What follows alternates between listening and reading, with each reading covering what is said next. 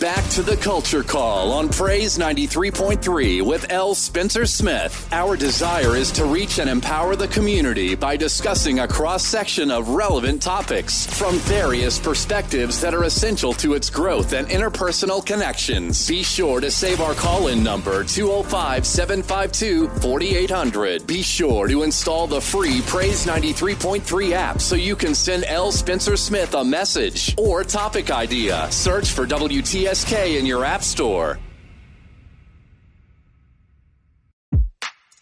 This is the world premiere. Great morning, great morning, great morning, precious people. You know what time it is. That's right. It's time for the Culture Call right here with yours truly, L. Spencer Smith, right here on Praise 93.3. Listen, it is the place where Tuscaloosa indeed meets the world. And you know how we do it for the next 2 hours from 10 a.m. to 12 p.m. We're going to be talking about everything, a little bit about everything from society to sports, education to economics, and from religion to relationships. And as always, I say that we are here to create a safe space to have empowering, provocative, and sometimes, just not always, but sometimes controversial conversations. And guess what? You can call in and chat it up with me right here as we learn together on the Culture Call. Listen, maybe this is your first time listening to the Culture Call. I'm telling you right now, you're going to have a great time. Welcome, welcome. Glad that you are here. But do me a favor. Even if you are a returning listener, go ahead. If you have not done so already, go to your app store on your Apple or your Android device and search out Praise 93.3 FM. We have a free 99 app just for you. That's right. We've got a free app just for you, and we need you to go ahead and download that app. And guess what you can do? You can hear us from all around the world. That's right. No matter where you are, you can hear us. And so as you're traveling, if you're at work or whatever, you can always hear and be a part of what we're doing right here on the Culture Call. Also, those of you who have wonderful events coming up, do me a favor. Let me be your PR marketing specialist and email me your public service announcements or events at culturecall.praise@gmail.com. That's culturecall.praise@gmail.com. And give me an opportunity to let everyone know what's happening at your church, your event, your organization, sorority, fraternity. Maybe it's your concert, your quartet, choir, whatever it is. I want people to come and show their faces where in the place so that you can know that, yes, you are supported. There is nothing like when you have an event and people show up. You see a bunch of people trying to get in, right?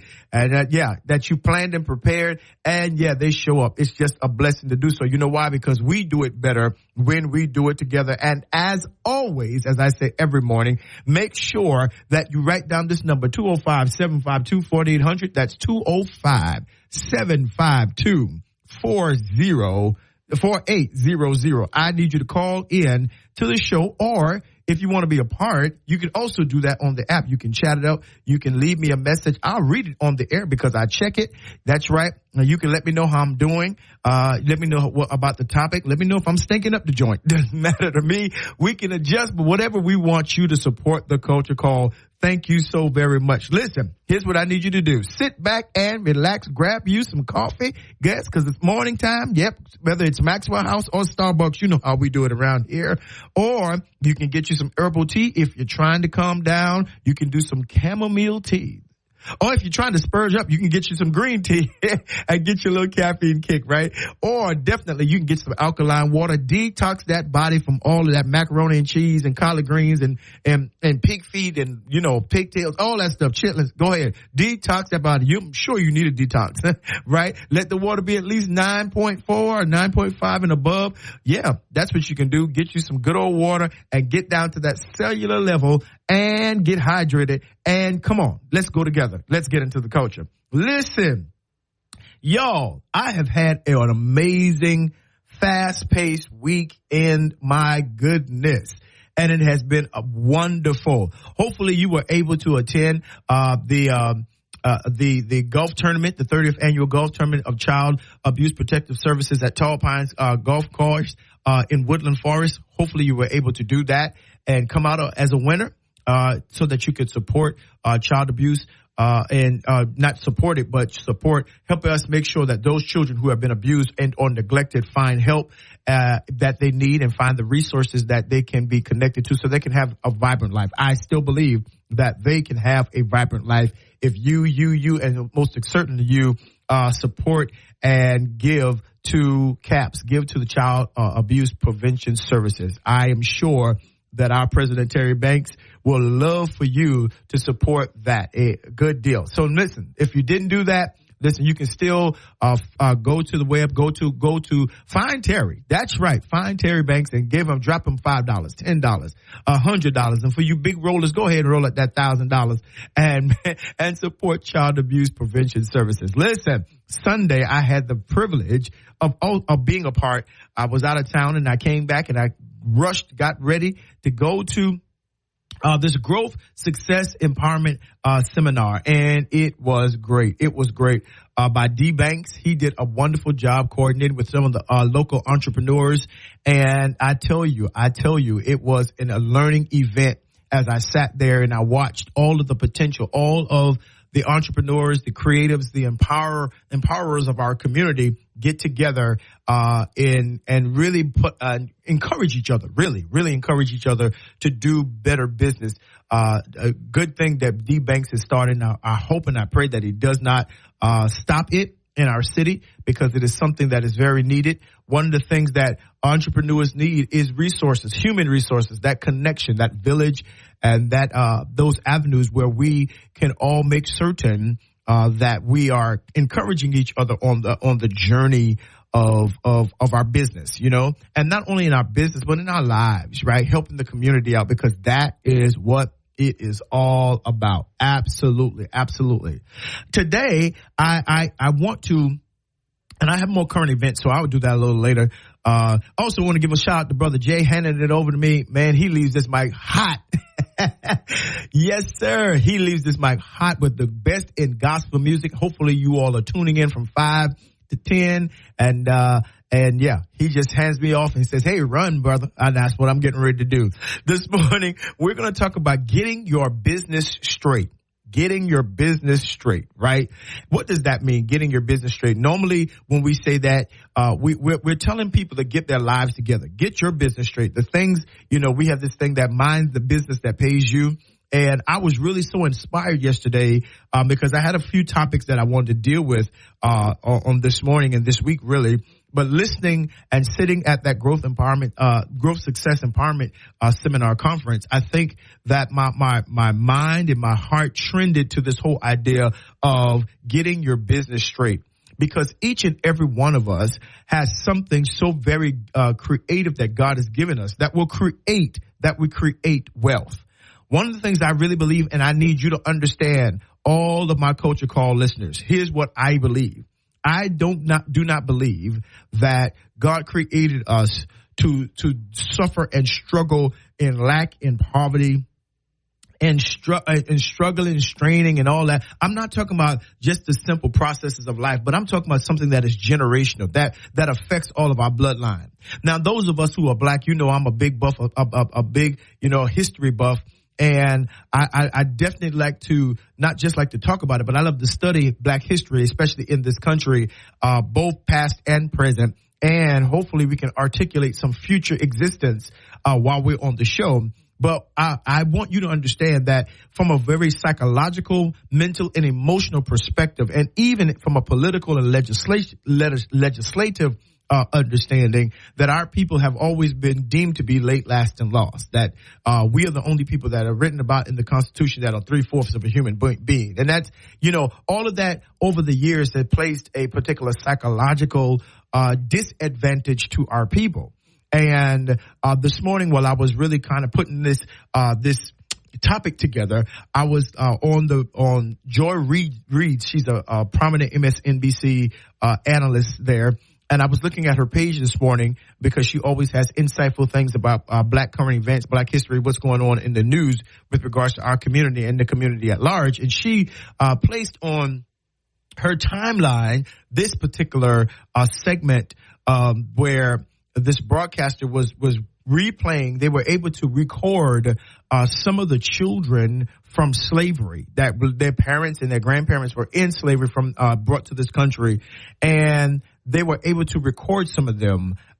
They were in their late 80s, 90s, 100s. Some of them had lived that long, but they were able to record them for posterity so that we could hear what it was literally like to be slaves in this country. And what was interesting about it was, you didn't necessarily hear an air of bitterness. You didn't hear an air of anger. And I'm sure some of that animosity was layered into that in terms of the underpinnings of what they were saying. But their life was very interesting in terms of how they viewed their life being on a plantation, how they viewed slavery, how they viewed their, what they call the master and the mistress, how they viewed that life in slavery. And you could tell intentionally what damage was done to them and what they saw that was a framework of their particular mentality and psychology just to be able to survive. One of the things that struck me this morning while they were speaking was this whole notion is that when they did receive notice of the Emancipation Proclamation that was done by Abraham Lincoln, that one slave owner fed his slaves and just let them out. It's like how you feed cattle and just let them out in the field, just open up the gate and say, okay, now go be free, but with no resources. Go be free, but with no 40 acres and a mule. Go be free, but no money. Go be free with no education because they were not allowed to read. And when I sat there and thought about that, I was thinking about how far we have come as a people.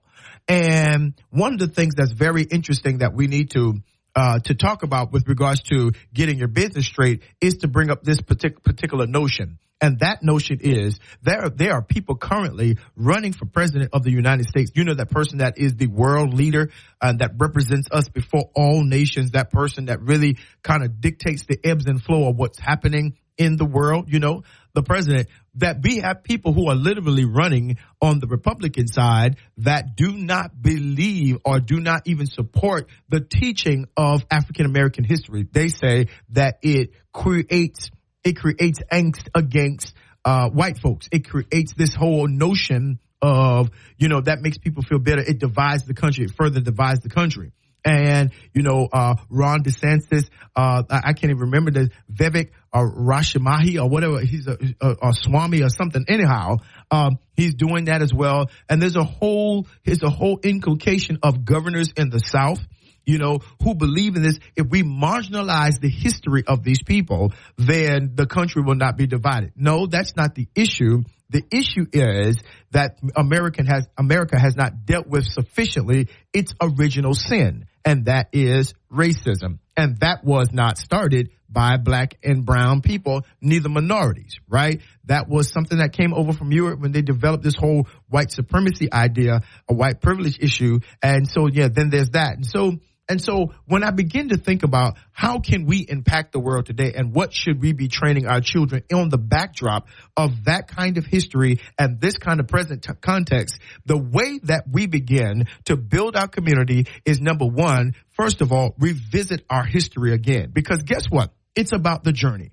It's about the journey. We have to begin first to build our community from within. And that means each and every person has to be built from within, has to take an introspective look at their own life and understand that if they are yet here, if they are breathing today on August 28th, 2023, that they have survived 100% of the things that have been thrown to them in life. And that is something important because it is from the platform of journey.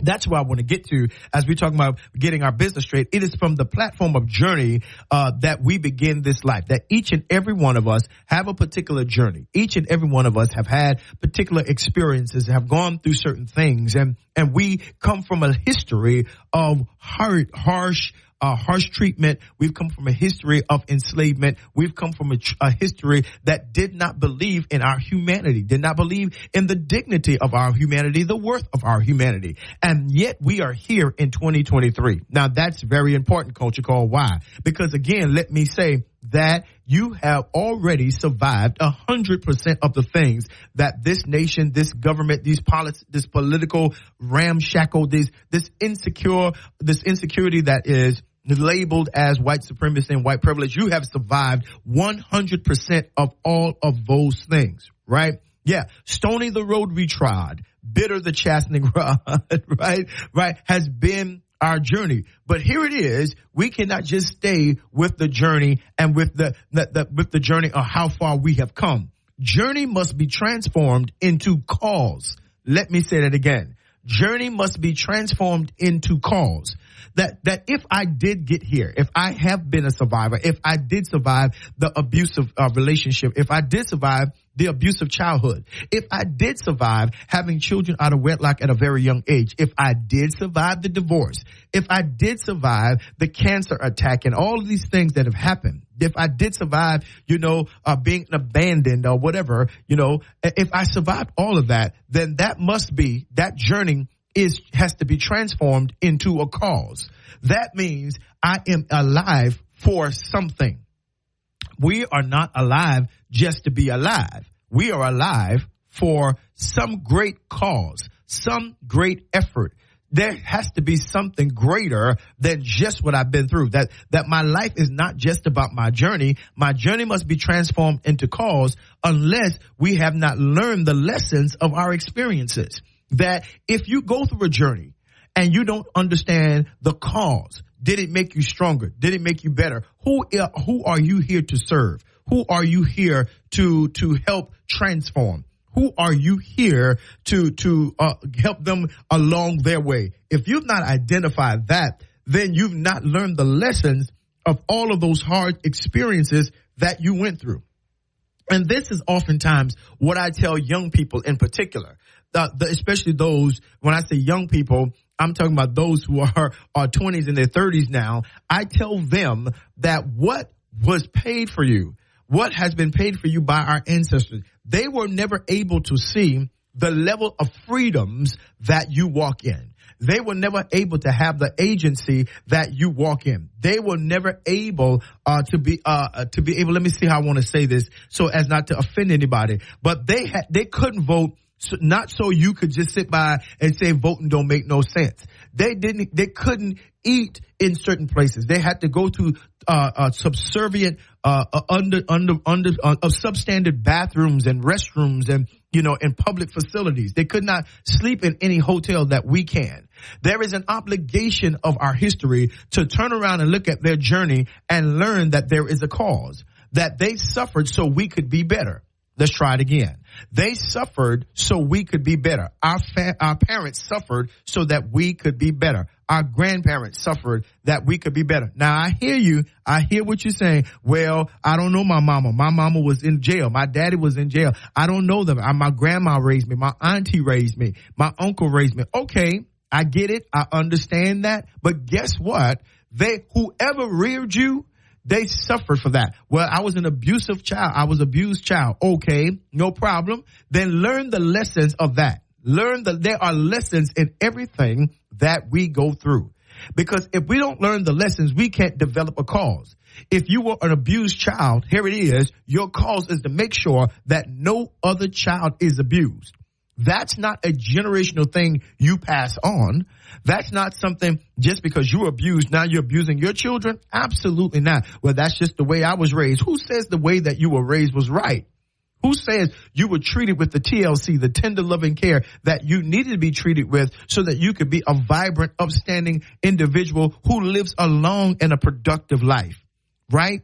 And so it is important then, as we start talking about getting your business straight, that I believe that we have all been created with streams of wealth, streams of income, streams of productivity, streams of creativity that will bring back to us something that will fortify our lives, that will render a recompense for our hire, that will make certain that we are paid for our labor if we would just understand what is our cause. What is the great why? Why did I have to go through this bad marriage? I'll tell you why, so that you can make sure that those who are behind you do not repeat the same mistakes that you made. Or not just and when you find someone that is legitimate, that you're able to have you now you know what bad is, then you can move on into good or what is for you.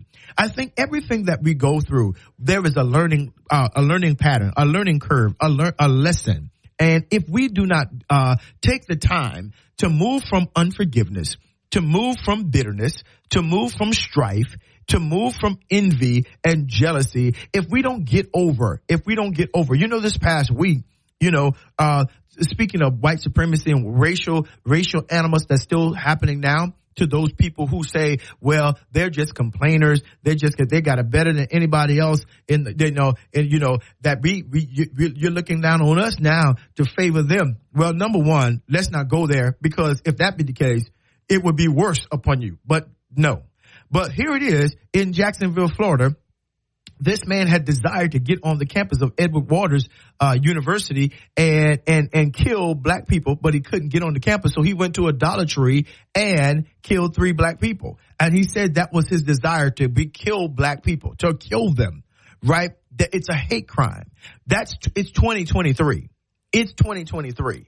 And I was viewing on my Twitter and my social media, and some guy was just round talking. We need to talk about hatred in all people. No, we can't all people this. It's not an all people situation. No, it's those kinds of people. And those kinds of people, unfortunately, just happen to be white, because this country has not dealt with, all of its animus. But here is the fact. We have to make up our minds what is going to be our response.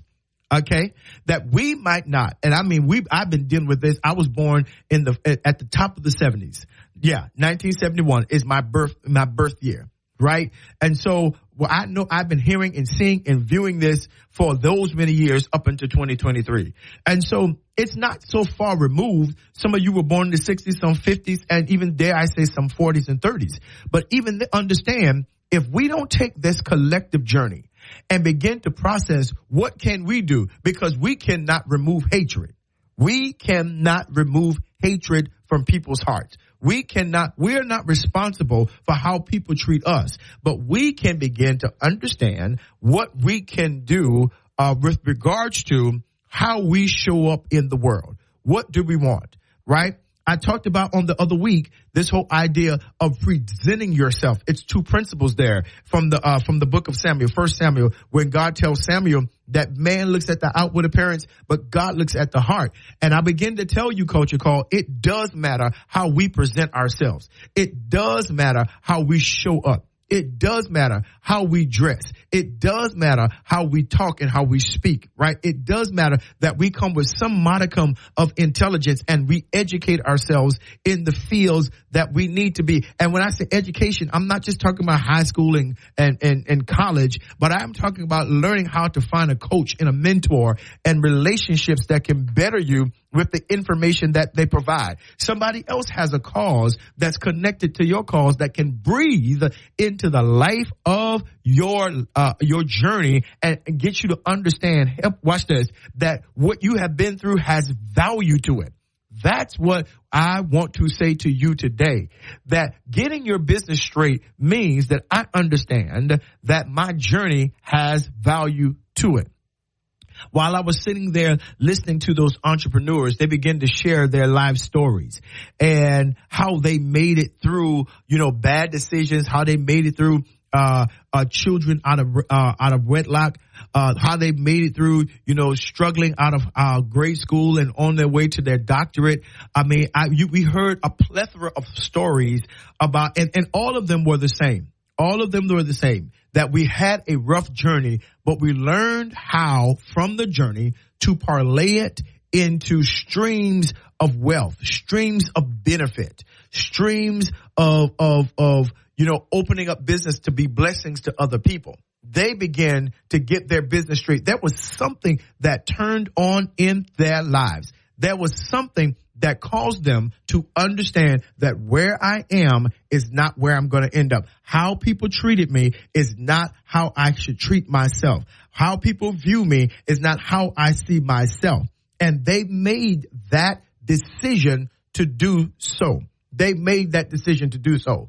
I was sitting there looking and listening, as a sponsor. My wife and I sponsored one of the tables there. And one of the things I heard was, about Culture Call and how they were listening. And one of the young guys said, hey, I live in Atlanta. How can I hear the Culture Call? Because I'm hearing you're doing some positive things for our community. Another young lady said, hey, you're the bishop. I'm glad to meet you, and she wasn't necessarily from church, but she knew she had heard about the Culture Call.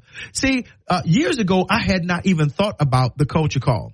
All I knew is I had a passion for my community and that I had been through things within and without my community, and I educated myself, and I wanted to use who I was to be a blessing to others, not only to others, but to myself and to my family. I wanted to leave a fortified legacy. And what you have to understand is that you never know who is watching you. You never know how people are processing your journey. Oh, I know. I hear some of you right now. Oh, you don't know how I suffered. You don't know how I struggled. You don't know how hard it was for me. Life for me ain't been no crystal stair. I get it. I understand. But I want to say this to you. What are you going to do with the journey? How are you going to turn that journey into a business? And when I say a business, I'm talking about a mode of transaction that you're going to have to get up off the sad part and the bitter part and the angry part of the journey and parlay and say, okay, God, what is it that I am still here for?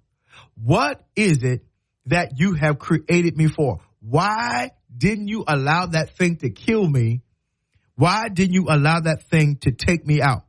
Why, with all of the bruises and all of the things that I have been through, that I'm still able to smile, that I'm still able to hug and to love and to laugh, right? Why? See, because when you begin to ask God why, and I know you got to get away from this old wives' tale, you can't question God and you can't say, no. There is nothing in the text that says we can't question God. That is the old wives' tale. The text says that we can inquire of him. The text says in James that if we lack wisdom, ask who? God. No. As it relates to my life, I couldn't ask my daddy and my mama. They love me. They got me here from a biological sense. I look like them, in a biological sense. But when it comes to purpose and destiny and journey and my worth, I can't ask them. And I sure can't ask them now that they're deceased. So the only one that I can ask is God. You ought to stop, Culture Call, and ask God, why am I still here? What is it that you have caused me to bring to the table? Just like all of those entrepreneurs, just like all of those millionaires, just like all of those people who were there aspiring for their business to get better, that were looking upon themselves maybe with a lack of shame or with a sort of shame and disdain for their own personal experiences in life. Those who were on that stage were boldly proclaiming, listen, you can survive. And if your desire is greater than your disaster, then you will get to destiny. Let me say that again, because I think that was a good preach moment. Right? That if you really mean it, right? If your desire is greater than your disaster, you can get to your destiny. That's something you need to write in your journal. That is something that was right off the dome. I don't have that written in my notes. If your desire can be greater than your disaster, then you will reach your destiny. And you've got to start getting a desire. Yeah, you got to start getting a deep desire within to be the best that you can be and say, hey, I need to figure out, how can I parlay this? How can I play this into a future that is beneficial for me and my family? How can I leave an indelible mark in this world? How can I build from within me? How can I change the way I see myself? How can I change the way I view myself? I know other people may not understand what I am and who I am and what I come to the table with, but that cannot be a question mark for me too. I must ask God to give me wisdom. I must ask him to give me the favor. Give me the grace. He's already given the mercies. They are new every morning. You need to ask God for the grace and the understanding to know exactly what your journey has been about. Because until your journey is transformed into a cause, you will never have learned the lessons of all of your hard experiences. Listen, that's our centering moment culture call. Yes. Right here with yours truly, L. Spencer Smith. I need you to keep it right here on Praise 93.3. Call somebody, text them, say, hey, you better tune in. This man is kicking the science. Listen, go ahead and get hydrated. Eat your piece of bacon. Get you some oatmeal, something healthy, and keep it right here on the culture call. Don't miss it.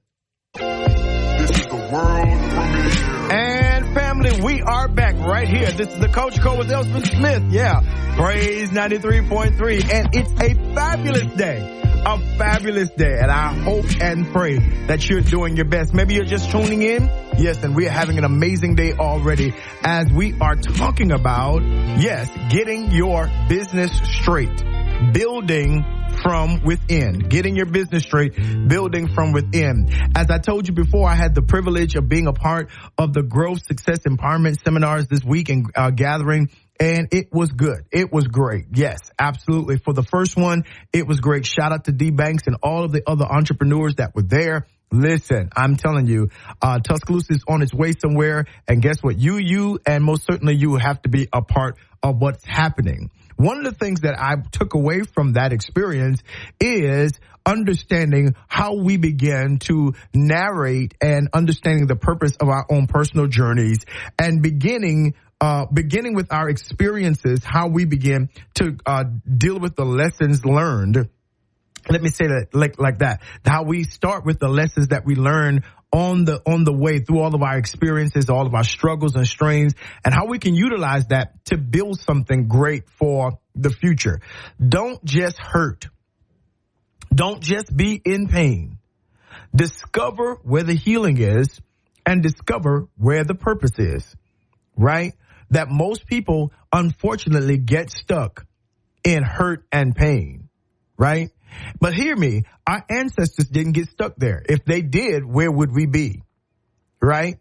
That maybe you and I have the prime responsibility to view ourselves, watch this, view ourselves as a tremendous exponent and a proponent and maybe even a component of the future generations, that they will look back on our lives and see how we made it, what we did, what personal adjustments we made, what personal, pains that we went through and hurts and all of those different kinds of things. But we learned, like the phoenix, to rise up from the ashes and create something that was passionate, that was fiery, that was destiny oriented, that was much more than what we started off with.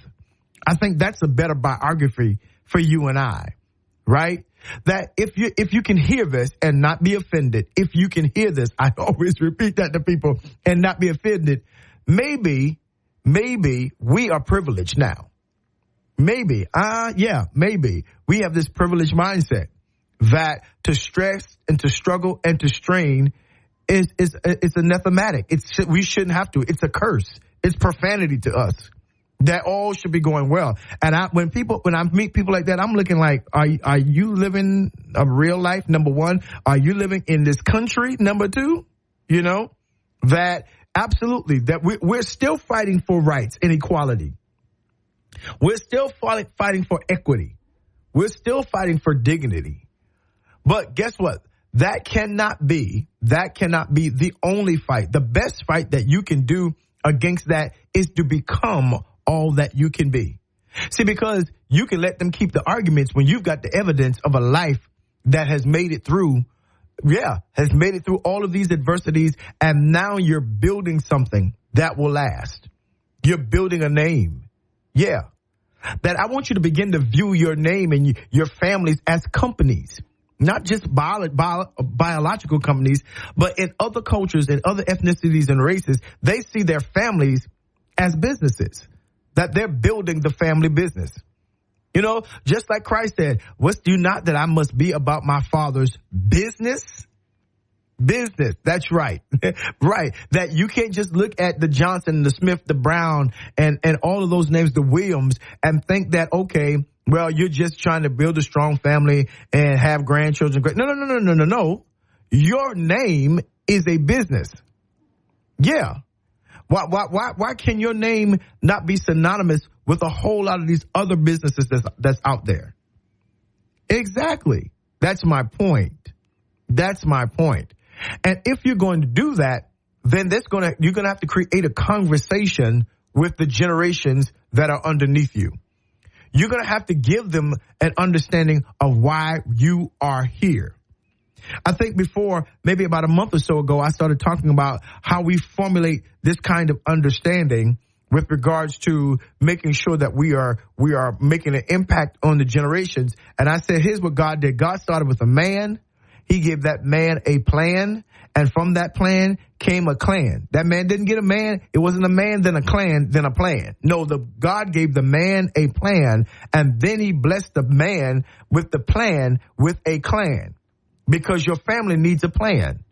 Yeah, you, ma'am, you, sir, need a plan. Because the plan is what we're gonna be moving toward. The plan is what's going to keep us focused. The plan is what's going to get us to understand that we're connected to something larger and bigger than ourselves. Absolutely, absolutely.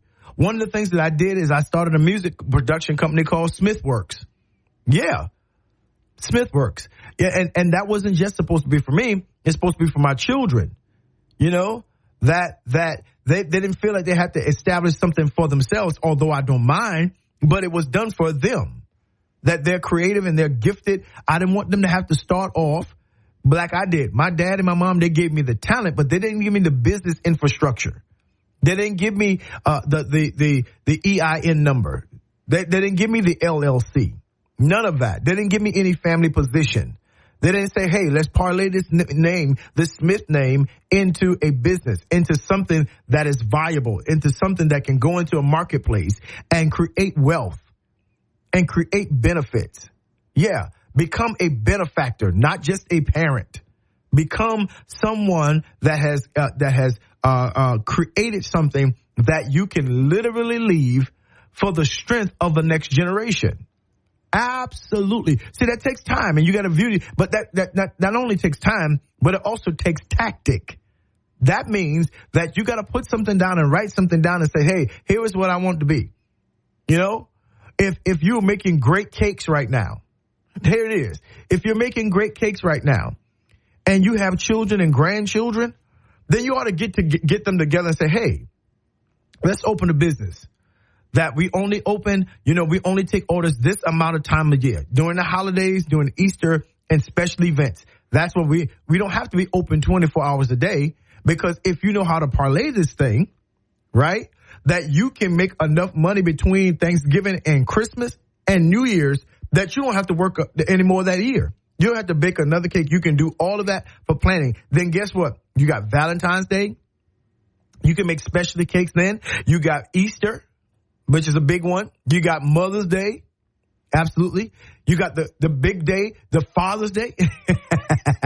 Yeah, because Daddy wants cakes too, right? So you plan it out, and listen, I can give you a business plan and we can sit and map it out, but then you're going to have to pay me. So then there's that. So I'm going to stop right there. But absolutely, you see what I just did? And you get all your grandchildren and you teach them. You teach them how to make the cake moist, how to make the cake fluffy and flavorful, like you've been making it, like they taught you. They taught you. One of the things that my grandmother did wrong, my dad's mom made wrong, she was like there was nothing she could not cook. Nothing, and she was an amazing baker. One of the greatest things that she used to cook was this pound cake she made and the sweet potato pies. But she would never tell us what she put in it.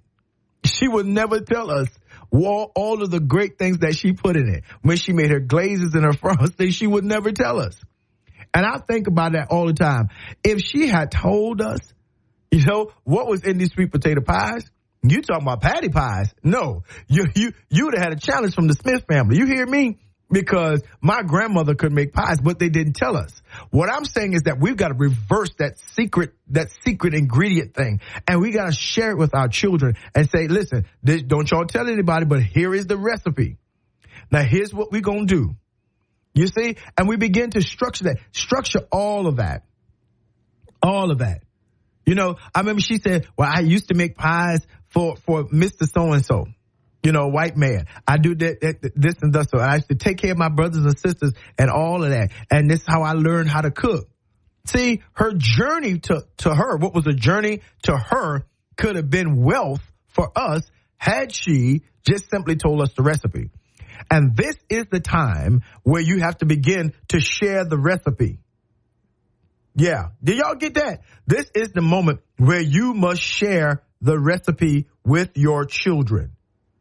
Yes, you have to share the recipe with your children. Absolutely. And so, I mean, because, and then you tell them, and we're going to keep this in the family. Listen, I hate to say it like this, but this Bible, y'all, this the text. God says, what I'm telling you today, you write it down and you teach your children and your children's children. Write it in their hearts and put it on the frontlets of their eyes. Tie it around their neck so that when they look, they can always say what was done for them. Part of the problem in the heart of Black America and our community is we feel like our parents didn't leave us anything. A lot of people feel like our parents did not leave us the wealth that they needed to or that they could have. Well, number one, a lot of them did not have it. So get off that bus, stop being offended, and get yourself together. But number two, that's not something that was passed along. A lot of families didn't pass those things along. Now, there were things that they did. There were things that they did that my auntie, she made some of the best rolls during Thanksgiving. So I'm talking about melt in your mouth. And one year she just took time to teach all the nieces and the daughter-in-laws how to cook it. And then one year she didn't do it. She told them, y'all get in the kitchen and cook it, to make sure that what she was given years ago would last down the generations. See, again, your journey can produce the wealth when you understand the cause. You didn't just go through that just to suffer. Let me say that one more again. That you did not go through that journey just to suffer. That you went through that journey. Yeah, you went through that journey so that you would understand that if I take this and rinse off the bitterness, rinse off the anger, rinse off the unforgiveness, and begin to share the lessons that I learned, that I heal from within, that I become whole from within, that I develop a strong faith, right? Then I can share that with my children, my children's children, and my great-grandchildren. And this thing can last beyond my life. Let me say it again. This thing can last beyond my life, beyond my time here. Absolutely. I cannot wait to have my grandchildren. I love my children, but they already know. All of them will tell you, I can't wait till my grandchildren come. You know why? Because I'm excited to see them sing, to bring them to my house and let them sing and teach them how to sing and teach them the piano and teach their voices and train their voices, train their ears, train them in rhythm. Yeah. You know, my dad started it, but I cannot wait to do that. I'm so excited because, yeah, Smithworks is for them too. Right. That's something they don't have to work for. All of my publishing, all of the things I've written, all of the things I've done is under a catalog that will be deeded to them. That's what I'm saying. That your journey, you're not just here to experience life as it comes. You're here to identify your greater cause. And sometimes God hides that cause. Watch this, y'all. Drum roll, please. Y'all ready? God hides your cause in a Goliath. God hides your cause in a Goliath, that in a giant situation, in a giant problem, in a giant circumstance, in a large and exceeding path and experience that literally you didn't understand it then, but I get it now. That you would have never known how much of a great warrior you were if Goliath had not appeared. right? You would have never made sense of the lion or the bear if Goliath had not shown up, right? Because you found out that you were fearless. You found out that you had strength. You found out that you had tactic. You found that warrior nature on the inside. You developed the champion. You found out what it meant to be victorious. Now, you got to understand that the lion and the bear, by instinct, attacked, right? They didn't have a will simply to listen to David. So you fought the things that were attacking you by instinct. Goliath has a will. Goliath has a will. In other words, this is why David said, hey, listen, before I met you, I fought the lion and won. Yeah, coming against my sheep, I fought the lion and won. Got it? Before I fought you, I fought the bear. Did the same thing, tried to come against my sheep, and I won. And here's what David said, and now you uncircumcised Philistine, you dare come to me, right? See, all this journey has been building you into something great. Yes, and you got to pass it along. Part of getting your business straight is to make sure that you chronicle your journey, to make sure that you learn those lessons, and you make sure that you share them with your children. Absolutely. A lot of how our people made it is because we shared stories of triumph. We shared stories of how we persevered. Harshness, yes. Pain, definitely. Tears aplenty. Broken hearts, more than I can count. But one thing I can assure you is this. Yeah, one thing I can assure you of is this, that if you learn how to parlay that journey into an experience, into a cause, into an understanding of the reason why you're still here, you can begin to build around that and pass that to future generations. Listen, I'm telling you, you are worth way more than you give yourself credit for. Did y'all hear what I just said? Culture Call. That's right. You ought to tell somebody you are worth way more than what you give yourself credit for. So I wanted to make sure I started off this week kind of giving you the push in the right direction that you needed. Because, yeah, every now and then, all of us need a push. Every now and then, all of us need a good talking to. Every now and then, all of us need to sit and stand in front of that mirror and say, you know what? You made it. Now to the next. Making it is not enough. What mark am I supposed to leave from my making it? Did you get that? What mark am I supposed to leave from my making it? Yeah. And so, yeah, stop complaining. Get up. That's right. Get that stuff together. Call your children and say, hey, let's stop and think about starting this. I do this well. Let's see how we can parlay this and to create wealth for the future, to create a business. Because guess what?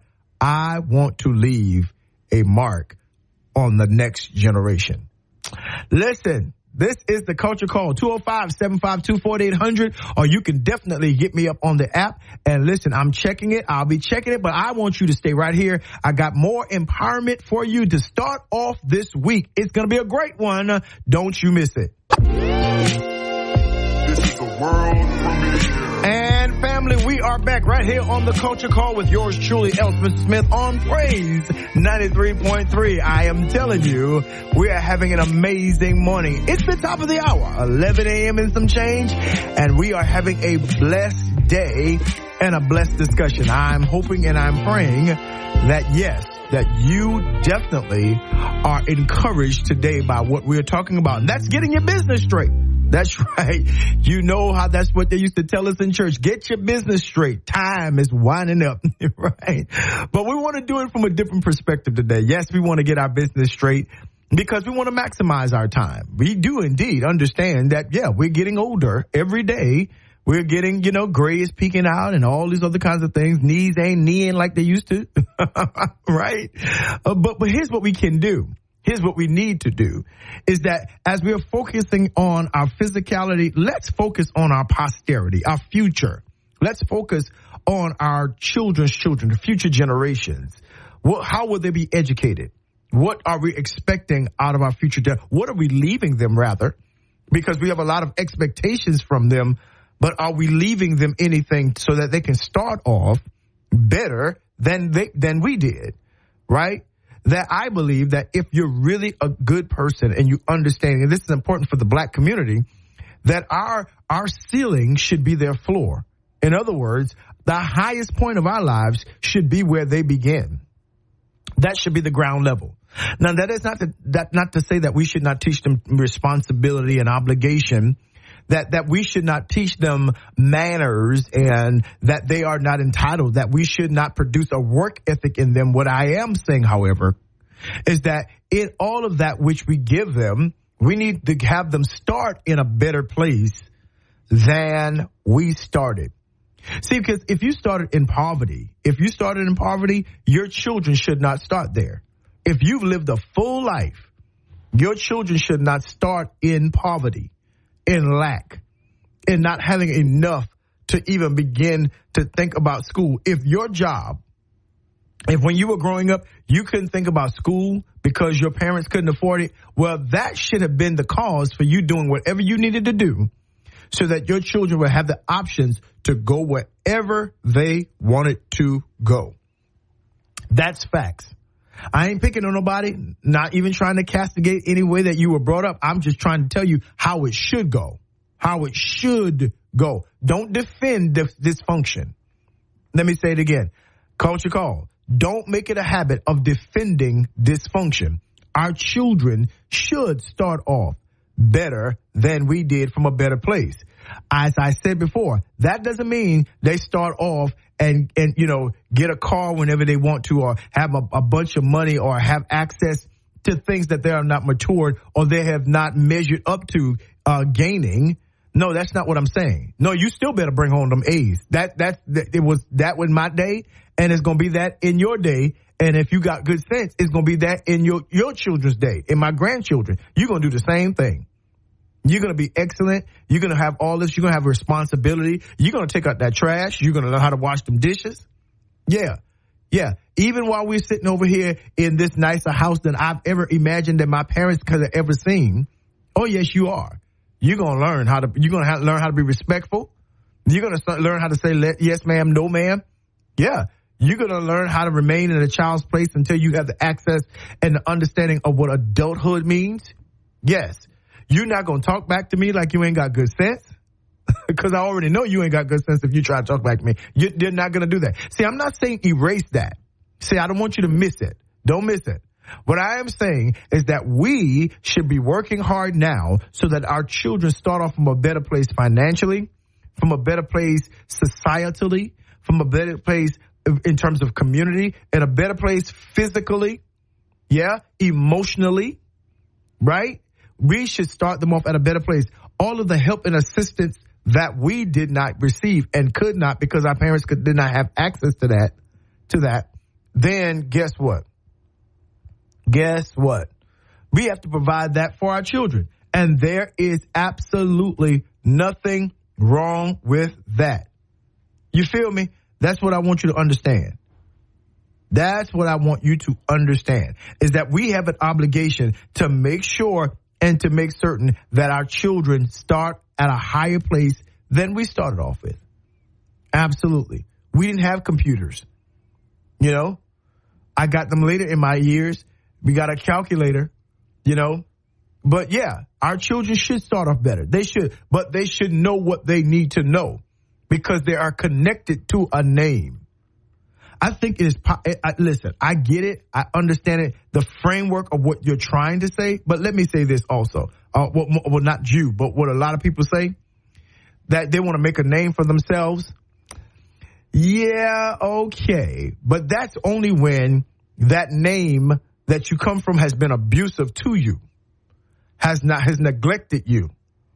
But if your parents are in a better place and they want to help you out, or they want to give you inheritance, or they want to start you off in a better way, you will be, there's something wrong in your mind just to say, no, I want to do it myself. I want to live in the slums. I don't want you to pay for me in the deposit. Wait a minute, hold on. I don't want to be in a better a place in town. I don't want to be in a better apartment.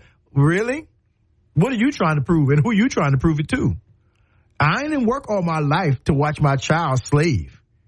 That's not what I did. No. Will I give it all to you? Absolutely not. But will I use what I have to position my child better than I was positioned? Absolutely. And that is the parents' privilege. It's their prerogative, and it's their purpose. And it's their purpose. So all of you head-in, high-minded people, well, I don't have no, I heard the guy say last night that my daddy was making, 6 figures, 7 figures, and didn't give me anything. He made me work for the money that I got. Yeah. He made me work for his help. That makes sense to me. He says, because if you're living at this stage in the game, I don't want you to ever get spoiled to the place to think that this came overnight. Yeah. Herein lies the problem with the issue of privilege, right? That privilege is a part of a life inheritance that I want to give my children a better privileges that I had. Yeah. I want them to be able to go to better schools or have a more marketable advantage. Yeah. I want them to start off at a better place, not to have the loads that I had to deal with. Yeah. My parents did the same thing the best they could. They did the best that they could, and they gave me and my brothers a great start. The best start that they could give us. And then they said, hey, you don't owe us anything but to honor us and pay it forward to your children. That's how this thing's supposed to go. So we got to get our business straight. Absolutely. Absolutely. I remember when my mom said, listen, your dad, he didn't have a whole lot of money to leave y'all, but he made sure the grandkids had something. So they set it up where all the grandkids got something, but my dad had passed. It was all a part of it, that they could have something, right? We have to give our children something. And then when my mom passed, she's like, look, I'm not leaving you $1 million now, but here is what I'm leaving you. Here is what XYZ ABC. And I remember the first day that my brothers and I got together and we read her will. We were just shocked and amazed that not that she thought about us, but that she denied herself in life. She didn't get a lot of things that she probably could have gotten because she was investing in policies and all kinds of stuff so that we would be okay when she left. Because one of her greatest things was, I got to make sure I take care of my boys. That was her thing. I got to make sure that I take care of my boys. And she did that until she breathed her last breath on last year. She did. That's what she did. See, and I think it is centrally significant that we understand that kind of pattern. Absolutely. I hear people who make it, stars who make it, and then they get on and they bragging like, no, I'm not leaving my children anything. They're going to have to make it themselves. Then what was your purpose? What was your purpose? What was that? No, I'm going to spend all my money on me and my wife and leave the children nothing. Just what? Huh? Number one, you wouldn't have made it that way had you not had an opportunity and had not God opened up a door to give you access and connection to other people. Right? And so you don't want your children to be spoiled. Well, now that ain't got nothing to do about what you necessarily give them. That has everything to how you rear them. Yeah. That means that they've been doing this. They would have been doing this, poor or rich. They would have been doing that because guess what? You didn't pour into them character, pour into them integrity. And that's not making them sleep on a park bench or in a ditch or in an alley somewhere trying to create character out of them. Absolutely not. Come on. Black folks, community, we got to stop this dysfunctional things if we're going to build legacy. Because all we are creating is children that's bitter with us, children that's angry with us, children that want to have nothing to do with us, children that will eventually send us and put us in Shady Pines. That's right. Put us in Shady Pines in a nursing home and not coming to see us. Yeah, listen, you have to stop. As black people, we have to stop treating our future, our children, and even ourselves like the slave master treated.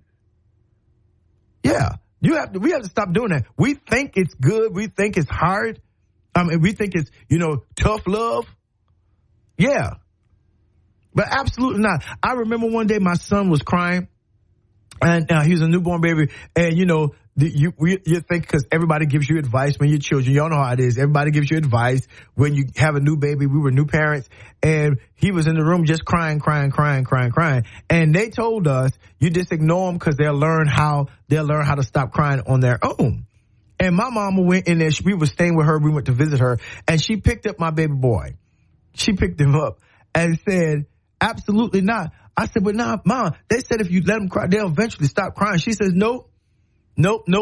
He will have enough time in his own life to cry. He will have enough time in his own growing up to cry.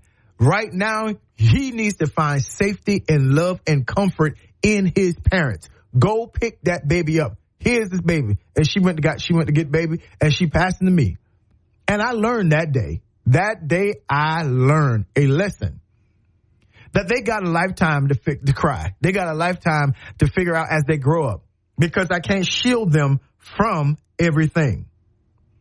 I can't shield them from every pain. I can't shield them from every heartbreak. I can't shield them from every process. I can't shield them from their own journey. So while they're in the time when I can give them all the love and care that they need, I'm going to do that. I'm going to do that. Just like my parents did. Now, my dad was like, hey, okay, man. All right, now, come on, get it together. You finished crying? Because he always ask, are you finished crying? No, go get it on all out now. Because you still going to have to do what I told you to do. Or you still going to have to go back and try out. Or you're not going to quit. You're not going to quit. That's facts. I remember when I was about to go to college to FAMU, and at that time, FAMU was one of the hardest bands to make it in. I wanted to march in the Marching 100, and my dad said, okay, look, you ready? I said, yes, sir, I guess so. He said, one thing you cannot do now is quit. He said, them kids in Florida and all around the country, you're going to see all of them, and they're going to think they're better than you. They are not better than Smitty's son. But one thing you ain't going to do is quit. So if you start, whatever the process is, if it ain't killing you, you ain't going to quit. And that's what I want to tell y'all today, Culture Call. If you would let me, if it ain't killing you, you better not quit, because guess what? You're learning lessons, and guess what? To teach lessons. Tell your children, listen, no, you're not quitting football. Is there something wrong with you physically? No, they don't give me a chance to play. Well, during practice, earn your right to play. You don't deserve a right to play just because you're on the team, you showed up. No, earn your right. Earn your right. See, these are lessons. This is how you're building the business of your family name. Yeah. Some infractions don't deserve a spanking. Uh-oh. Now you were doing good, L. Now you're getting in my business, because you know the Bible say if you spare the rod, spoil the child. Okay. I understand what you mean. In other words, come to 2023. In other words, if you refuse to discipline your child, every rod is not the rod of where you got to pick something, a switch or hickory switch off a tree or a belt or an extension cord and beat the child. That's not, no. The rod is you must discipline the child. And sometimes it does take a little pop on the backside. Sometimes it does get them to get their attention. But that rod is discipline. If you refuse to discipline your child, you will spoil him. You will make sure that they are good for nothing when they grow up, because you have literally spoiled them. That's what we're talking about. Right? But everything is not taking a switch and taking a whip. No, no. Put it down, master. Put it down and learn how to talk. Learn how to reason with. Find out the questions why. Why are you doing that? Tell me why you're doing that. Why are you doing that? Because if you understand it, that's more painful a lot of times than the spanking. To have them sit there and tell me why. You will not come out this room until you tell me why you did that at school. Why you chose that to do. You will not get this car. You will not. No. As a matter of fact, let's work on this. Let's make this an educational opportunity. I need 2 pages of why you decided to not do your homework. You decided not to turn it in. Why? Yeah. I had a bad habit. I would do my homework and not turn it in. And my dad was like, that doesn't make any sense. So I need to know why you're doing that. I need to know why you are doing it. Right? You're just going to take your grade down. You got an A in the class and then you just refuse. You just refuse to do to turn in your homework to make her think you didn't have your homework. I need to know why. Right? See, that was discipline because now I got to sit there and I got to think about and as I'm writing, as I'm telling him, I'm thinking in my mind, oh, I'm an idiot. There is nothing that I am telling him right now that literally makes sense. Not one single solitary thing. I look like Boo Boo the Fool. That's what it is. That's how I look right now. Because I can't give this man a reason why I didn't turn in the homework. And listen, and got an A on the homework. Right? And she took 10 points off because I turned it in late. But would have gotten an A. And my teacher would tell me, you would have got an A had you turned it in on time. I'm like, wow. L. Spencer Smith. Right? That don't make no sense. And see, but it was all, it's all of that coupled in. It's all of that science and art and that technology that we use as we are building our business. We are building our family name, that we are making sense out of the journeys. I hope that y'all understand what I'm saying today. We're making sense out of the journeys. See, your personal journey is of utmost importance because it shapes who you are. This journey shapes who you are, that you will one day give to your children, and it will shape who they are, that they will one day give to their children, and it will shape them. See, that personal journey is so important. Yeah, I have a plethora of life lessons that I learned. Yes, absolutely. So I can look at this world in a certain vantage point in a certain way. Right. That I educate myself and I do what I have to do so that when I get on the air, that you will be benefited. You will be fruitful in what I'm saying to you, that we can develop a relationship, that we can develop a conversation, that I can hear you and you can hear me and we can build our community. That does not happen, though, if I am just simply going through the motions. That doesn't happen if I'm just looking at social media. That doesn't happen if I'm just speaking off the top of my head and don't know what I'm talking about. That doesn't happen if I don't do the study, if I don't take my life and be genuine and transparent and be as heartfelt as I can be and empathetic to what you go through, Culture Call. This doesn't work. This is one of the reasons why I love this show, because when you call, I'm listening to your journey. It's not just your problems. Do we have problems? Absolutely. Absolutely. When I listen to a young man and say, man, I can't find a good girl. Okay, I say, okay, bro, what are you doing? Tell me what you're doing. Tell me what you're looking for. Right? Then I said, tell me who you are. Tell me who you are. Tell me what you've been through. Tell me your education level. I said, because here's what you do know, that apart from what you see, the kind of woman that you want doesn't live in the neighborhood and doesn't go to the places that you're going to find them. Because you're saying you want this kind of woman, but I promise you, she don't go there where you're looking for. That kind of woman is not at that club. I promise you, she's not there. Yeah. I said, but tell me what you do. Tell me what you want. Tell me who you are. And sometimes they stutter like, no, bro, get it out. Get it out. Tell me what your future is. Tell me where you're going. Tell me about your upbringing. Yeah. I'm the girl's father who you trying to date. And now you got to meet with me to date my daughter. Tell me who you are. Tell me about your journey. Yeah. Tell me about your education. Tell me about your parents. Yeah. Do you get angry quickly? Yeah. How many fights you been in? Right? How'd you do in school?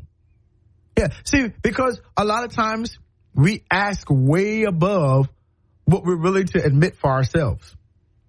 We want the perfect situation and tear it up because we are the most imperfect, incomplete people. That's the key. That's the problem. I get it from women all the time. Hey, Bishop, I wish you get more men in the church. I wish we go. Okay, no problem. No problem. No issue. And this might offend some, but this how I deal with it now. Not you. You ain't got to deal with it from this way. But I say, okay, no problem. So I get guys in the church, and yeah, this how y'all gonna come looking though? Because if he's looking for a certain kind of thing, if he's looking for a certain kind of woman, where he ought to take me as I am. Oh no, sis, because you're not taking him as he is, right? No, I'm trying to help you. I don't have the difficulty finding a woman. I found a woman. I don't have that. You coming to me telling me ain't no man. I'm telling you, okay, no problem. But here is the issue. Here, let's try to see what the issue is. First of all, do you know who you are? Have you healed from your last relationship? Oh, you've never been in one. Oh, okay. Yeah. See, this whole personal journey is what will attract what you desire. Do you hear me? I said your personal journey and how you view your life will begin to attract what you desire. Right? Your personal journey influences your overall well-being and fulfillment in life. Absolutely. Your personal journey is how you discover yourself. Yourself. Not your parents. Not your friends. Yourself. Not your boo. Not your boyfriend. Not your fiance. Yourself. Your personal journey. What are you bringing to the table? God said he going to prepare a table before me in the presence of my enemy. Okay, good deal. But what are you bringing to that table? What are you bringing to the table? What? That's important. See, that journey helps you discover yourself, not other people first. You got to sit with you and ask yourself, what do you want out of life? And how can we get there? That's how you start getting your business straight. We're living in a generation, culture called, and unfortunately we're living in a generation that will literally, they will be mad at other people because other people didn't give them what they wanted. I mean, it's amazing. And they're taking their character, their shaping of life, their ethics, their morality from social media. And social media is designed for clicks and follows. They're designed for popularity. But they're not designed for purpose. Because purpose and popularity are two different things. And if you don't understand that, you're going to be in a life most miserable. Huh? Absolutely. So you got to start thinking about self-discovery. Yeah. You need to learn how to explore and understand yourself. I want somebody to understand me. Well, do you understand you? Come on. Do you understand you, sis? Do you understand you, bro? I just need, no. You want someone to come in to give you a definition of yourself that you agree with. That's not how it works. No, you ought to come into relationships understanding how you have been defining yourself. And then you begin to refine that definition as you engage with other people. That's how that goes. But no one person is responsible for defining you. Yeah, I need somebody who can be my complement. Okay, complement is to understand what they're adding to your life. What do you already have? Beloved, what do you already have? Let's start there. Because if you ain't got nothing, what am I adding to? That's right. What am I adding to? What's your values? What's your strengths? What's your weaknesses? What's your passions? What's your triggers, your buttons? Don't hide that from me. No, tell me up front. Because you might be a basket case in a bride's dress. Did y'all hear what I said? You might be a basket case in a bride's dress. I'm not going to get married to you and I don't know these triggers. No, I need to know your business. I want to stay out of my business, but I can't be a part of your business then. If I got to stay out of your business, then I can't be a part of your life. Because the closer I am to you, the longer we begin to journey together, the more intimate we are, the more connected we are. No, you owe me to put me in your business. I need to know what your triggers are. I'm not going to marry you and I hit a trigger at dinner and then I'm going to sleep and you over me with a gun over my head. Oh, absolutely not. I'm not fitting to put myself in that position. Come on, Culture Call. Listen, all of the same people ought to say, I know you're right. No. Sir, I don't know how quick you can get angry. No. And you know, I'm an opinionated woman. I need to be able to have somebody who can discuss stuff with me. You're just not going to tell me what I'm going to do. No, that's not how that works. You need to appreciate the fact that I have my own agency and my own power and my own mind and my own thoughts. And we discuss things. Yes, you might be the head of the house. That's fine, but that's not a political position. That's a position of thought. That's a position of vision. Right? That's a position. That's not a position. You're not the president. You're not the CEO. No, that means that I'm trusting you. I'm trusting you to lead. But in order to do that, you have to give me information. See, again, it's all of these things, but you got to know. And maybe you come from a family where the man is the final say, or, you know, okay, then you best need to find a woman who agrees with that kind of living. Stop looking for women who ain't going to agree to that, and you trying to break her or bend her like she is some kind of field animal trying to come up under your thinking and your no, absolutely not. No. But see, you can only find that out as we begin to discuss your business, your personal journey. That self-discovery is important. Let me say it again. Because y'all don't hear me in the back seats. I need y'all in the back seats. I'm talking to you in the back row. Yeah. Self-discovery is important because nobody wants to take a chance on someone that does not know themselves. That's right. That's how you get your business straight. You got to start knowing who you are and what you bring to the table. Listen, this is the Culture Call. Y'all know who it is. L. Spencer Smith right here on Praise 93.3. Listen, it's a marvelous day, a wonderful discussion, but we got some more. Go ahead and get some food and get hydrated. Get your little, maybe get you a little pop. Let's get a little pop today and get right back here. Keep your ears listening. Don't miss it. This is the world premiere. And we are back right here on the Culture Call with yours truly, L. Spencer Smith. And aren't we having an amazing day? I don't know about you, but I am super glad I say to be alive on this day, talking about what we're talking about. You know, I told you if you're just joining us, welcome to the journey. But I've been telling you all morning that this past weekend inspired me to have this kind of conversation, talking about getting your business straight and looking at your personal journey and seeing exactly what it is all about. What has it all been about? What has the hardness been about? What has the pain been about? What has the divorce been about? What has the abuse been about? Because guess what? I believe that in everything that we experience, there is a responsibility to extrapolate a lesson that God is trying to teach us, to make us who we are. That was something that was powerful on yesterday as I listened to all of the entrepreneurs that they landed their speeches on, if I had not been through this, I would not be the person that I am today. And that, to me, resonated. That they could have just taken the way that life happened and, be bitter.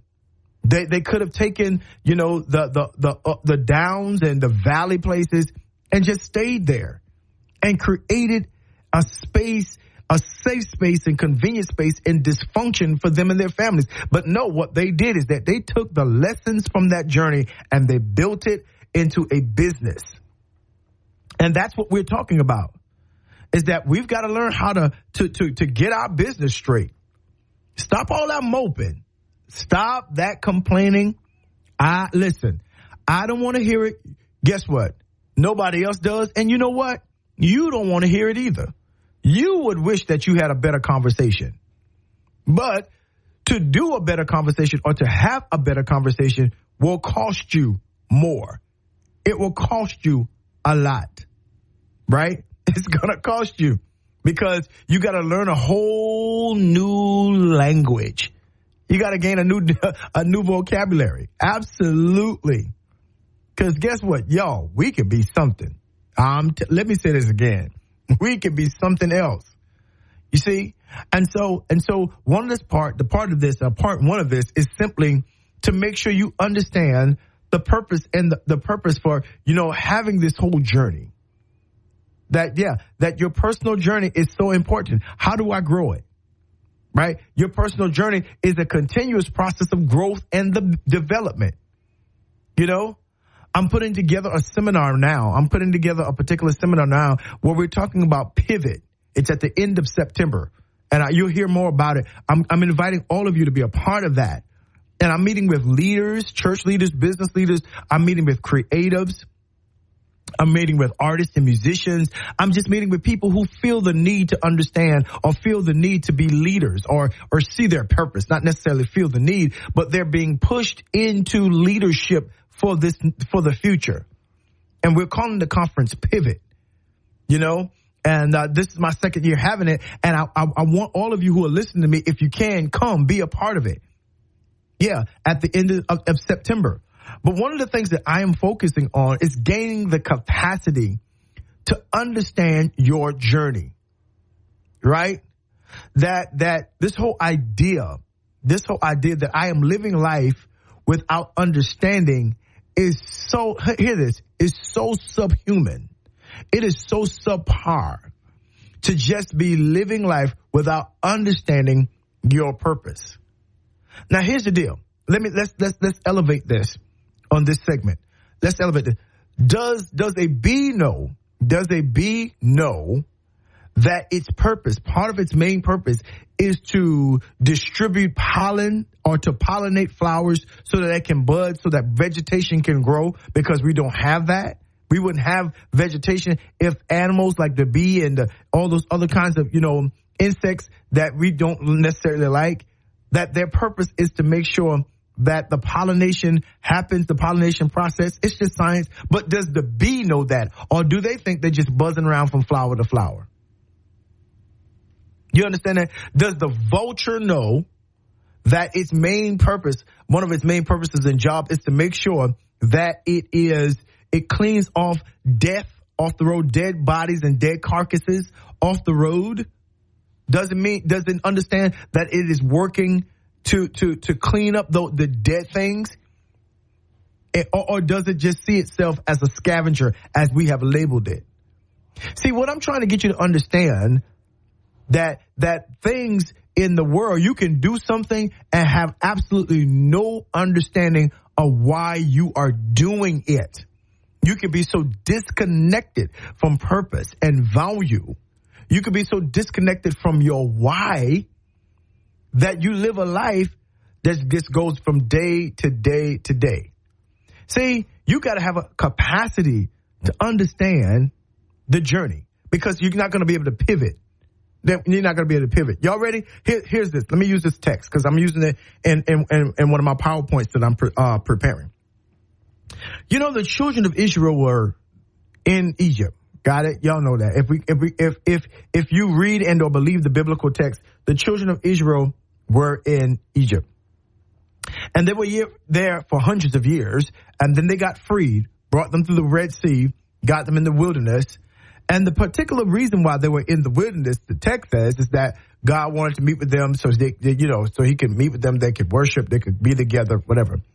Because it's in that framework that he began to tell them their purpose, their why you had to go through all of this, why you had to go through slavery, why all this X, Y, Z, ABC, right? Nonetheless. But then they get to the edge of their why, the edge meaning the promised land. That God did all of that, got them out of Egypt, led them to the Red Sea, the wilderness, and all of that. All those things, gave them manna, gave them quail, gave them water from rocks, all of those things. Gave them law, gave them details, everything. Told them that they were blessed. Did all of that only for them to get to the edge of promise, right? Edge of promise, and circle around a mountain, Mount Seir. They circled around that mountain for 40 years. Surely somebody had to say, hey, didn't we see this before? But that's because they were living without an understanding of the purpose of their cause. So they went around in circles, in cycles.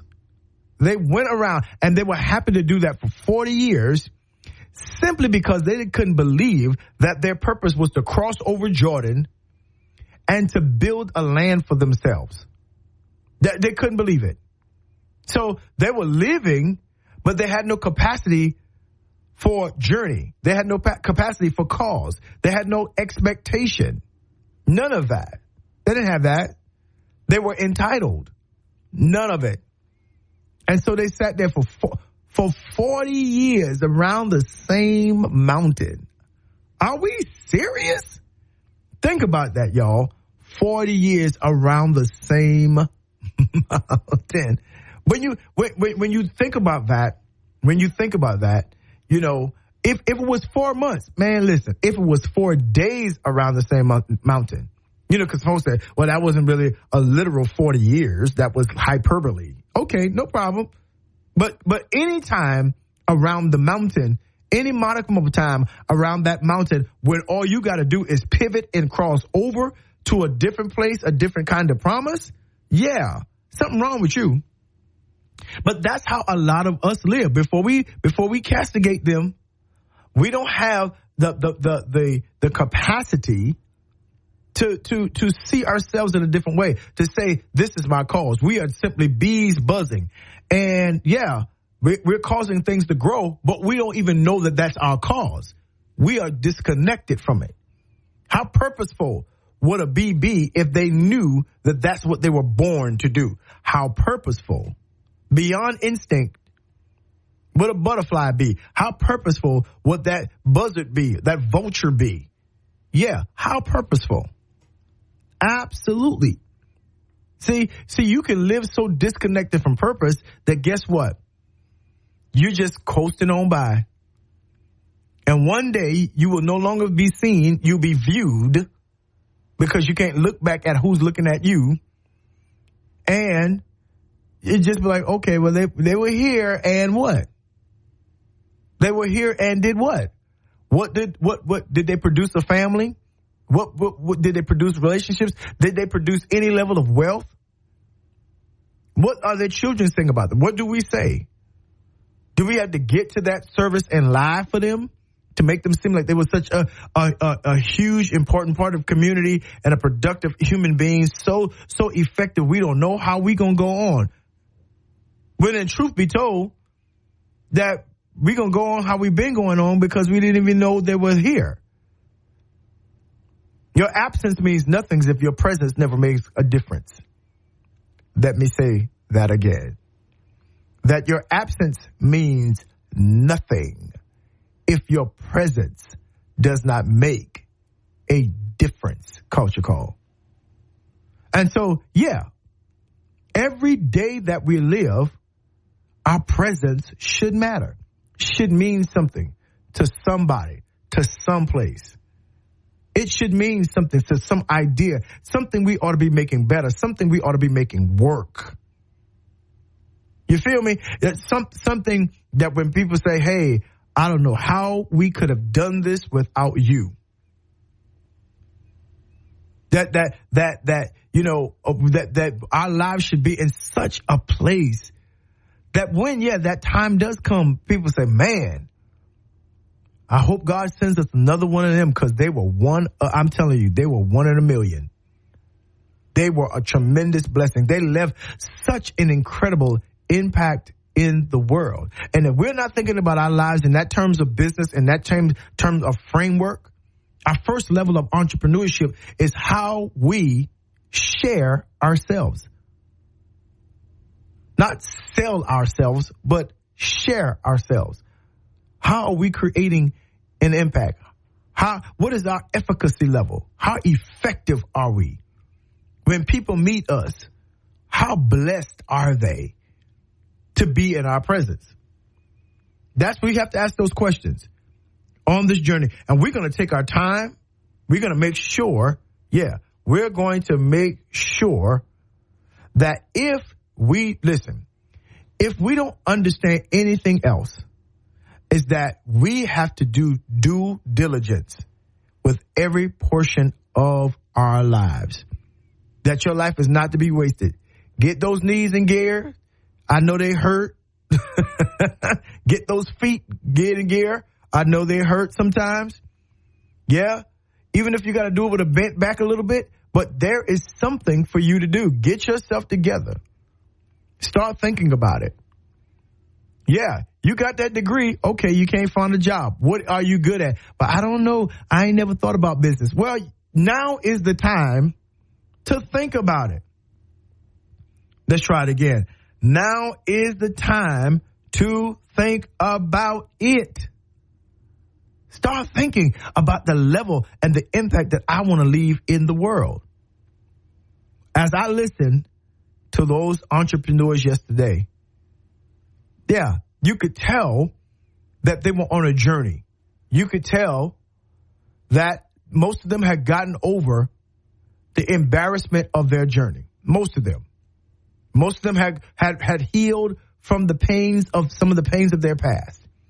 And they brought it to the table to empower other people. My thing today, Culture Call, is what are you bringing to the table to empower other people? What are you bringing to the table to make other people better? What are you leaving to your grandchildren? What are you leaving to your great-grandchildren? What is the family business? You don't know it yet? Well, then it's time to get your business straight. Yes. Get yourself together and get your business straight. Let me say it again as a word of encouragement. You have survived 100% of the things that have tried to come against your life, that you've had to live through. And some of us don't look like what we've been through, but we've been through. And guess what? We can turn that thing into something that will be blessings to generations to come. Listen, this is the Culture Call with L. Spencer Smith, talking about getting your business straight right here on Praise 93.3.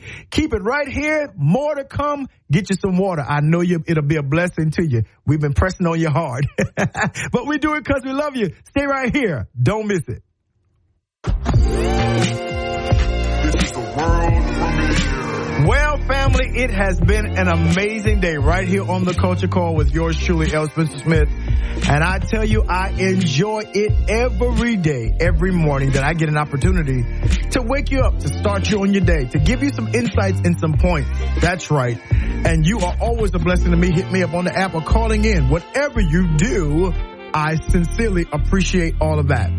Listen, let me leave you some closing words for this morning to start us off on this beautiful day. Hear me that your life matters. Make it matter. Yeah, in time, your life matters. You know, we are a combination of when we are, where we are, how we are, why we are. And all of those are mixed together to give us an understanding of our purpose, our reason for being here. It really exposes us to our family business. One of the most potent words that Christ said was, occupy till I come. And I love to elevate that word occupy, because really what it means is to do business till I return. Yeah, do business till I return. That as genius and as wonderful as we have been created to be, we have been designed to be a business, a system of business. Now that doesn't mean that somebody can buy and sell you. Come on, that's not what we're talking about. But what that means is that, yes, we are an economy walking around. We are ones of value and worth. We possess purpose and talent and creativity. That, yes, parlayed can build the foundation of something that has generational effect. We are an amalgamation of experiences, ups and downs, ins and outs, good days and bad days, mountains and most certainly valleys. And how we view ourselves really is the key to the next generation. Yeah, that's it. That how you view yourself right now will depend or will cause or will help our children see, cause them to see exactly the kind of bloodline, the kind of person that they come from. That is so needed in our black community. That's so needed in our community of faith. That's so needed in a time where it seems like generations, they want so much, but they're grappling in the dark, trying to find the light switch on the wall of identity. And maybe we can help them. Maybe if we become who we were destined to be. Maybe if we make ourselves a business, if we get healed and we become whole and we become understanding of all of the experiences and learn the lessons necessary. Yeah, maybe you and I can definitely become a family business that will leave wealth and understanding and health to our children's children. A good man and a good woman leaves an inheritance to their children's children. Listen, at the end of every phone call, my grandmama and my mama used to say, I love you a bushel, I love you a peck, and I love you a hug around the neck. This has been the Culture Call with yours truly, L. Spencer Smith, right here on Praise 93.3. Listen, I'll catch you in the morning for another amazing show. Tell somebody about it. That's right. Tell somebody not to miss the Culture Call. Until then, make an impact on the world. Do that? Can you do that? I know you can. I love you. Have a wonderful day. Peace.